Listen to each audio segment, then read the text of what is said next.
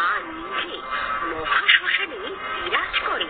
রাত্রি 12টা ও 1টার পর মা তারা শ্মশানে বিরাজ করেন। যখনই শ্মশান নির্ঝুম থাকবে সেই শ্মশানে মায়ের অনুভূতি পাবে।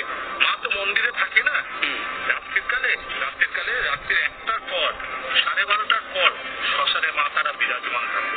এটা সাক্ষাৎ